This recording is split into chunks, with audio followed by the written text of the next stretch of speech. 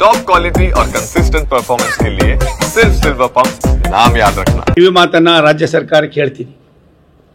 2 ವರ್ಷ 3 ತಿಂಗಳು 2 ತಿಂಗಳು 3 ತಿಂಗಳು ಆಯಿತು.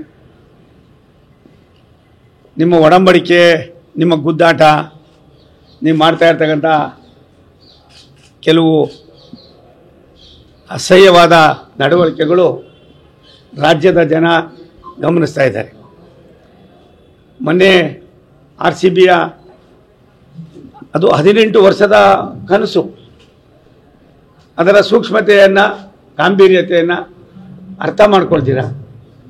ನಾವು ಕೂಡ ಪಾಲುದಾರರು ಅನ್ನೋ ಮಟ್ಟದಲ್ಲಿ ನೀವು ಹೋಗಿ ಇಡೀ ವಿಶ್ವ ಇವತ್ತು ಭಾರತವನ್ನು, ಅದರೊಳಗೆ ವಿಶೇಷವಾಗಿ ಕರ್ನಾಟಕವನ್ನು ಒಂದು ರೀತಿ ಕೀಳು ಮಟ್ಟದಲ್ಲಿ ಅದಕ್ಕೆ ಕಾರಣರಾಗಿದ್ದೀರಿ.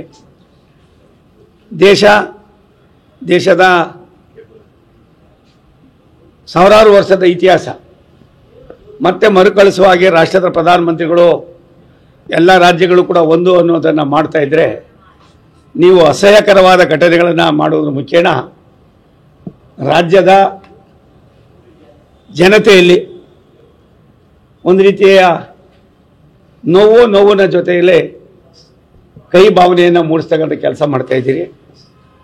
ಇದನ್ನು ಬಿಟ್ಟು ಮಾಡಿರೋ ಪಾಪಗಳಿಗೆ ಯಾವ್ಯಾವ ರೀತಿ ಪ್ರಾಯಶ್ಚಿತ್ತ ಮಾಡ್ಕೋತಿರೋ ಮಾಡಿಕೊಂಡು ಇನ್ನಾದರೂ ರಾಷ್ಟ್ರದ ಪ್ರಧಾನಮಂತ್ರಿ ನರೇಂದ್ರ ಮೋದಿಯವರ ದಿನಚರಿ ದೇಶಕ್ಕೆ, ದೇಶದ ಎಲ್ಲ ರಾಜ್ಯಗಳಿಗೆ, ಈ ದೇಶವನ್ನು ಸಂರಕ್ಷಣೆ ಮಾಡ್ತಕ್ಕಂಥ ದೇಶದ ರಕ್ಷಕರಿಗೆ, ವಿದ್ಯಾಸಂಸ್ಥೆಗಳಿಗೆ, ಆರೋಗ್ಯಕರವಾದ ಬೆಳವಣಿಗೆಗಳಿಗೆ, ಅಭಿವೃದ್ಧಿಯ ಸಂಕೇತವಾದಂಥ ಎಲ್ಲ ಕೆಲಸಗಳಿಗೆ ಅವರ ಆದ್ಯತೆಯನ್ನಾದರೂ ನೋಡಿಕೊಂಡು ಕಲಿತು ಈ ರಾಜ್ಯವನ್ನು ಕೂಡ ಎಲ್ಲ ಒಂದು ಕಡೆ ಮುನ್ನಡೆಸ್ತಕ್ಕಂಥ ಕೆಲಸ ಮಾಡ್ದಿರ ಏನೆಲ್ಲ ಮಾಡೋದನ್ನು ಬಿಟ್ಟು ಅಟ್ಲೀಸ್ಟು ನಿಮ್ಮ ದಿನಚರಿ ಏನು ಅನ್ನೋದನ್ನಾದ್ರು ಜನಗಳಿಗೆ ಹೇಳಿದ್ರೆ ಗೌರವ ಬರ್ತದೆ ಅನ್ನೋದು. ನಾನೆಲ್ಲೂ ಈ ರೀತಿ ಮಾತನಾಡಿಲ್ಲ. 1 ವರ್ಷ ಆಯಿತು, ನಾನು ಮಂತ್ರಿಯಾಗಿ 11ನೇ ತಾರೀಕಿಗೆ 1 ವರ್ಷ ಮಂತ್ರಿಯಾಗಿ ಆಗ್ತದೆ.